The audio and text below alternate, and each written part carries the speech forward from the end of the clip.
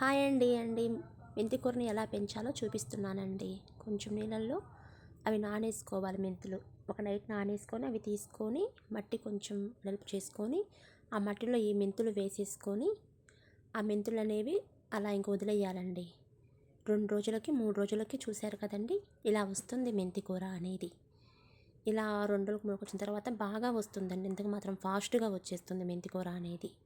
తర్వాత మళ్ళీ 4 రోజులకి చూశారు కదండి ఎలా వచ్చేసిందో, బాగా గుబురులాగా. నేను ఒక కుండీలో వేసుకున్నానండి. ఎంత ఫ్రెష్గా ఉందో చూడండి మెంతి కూర.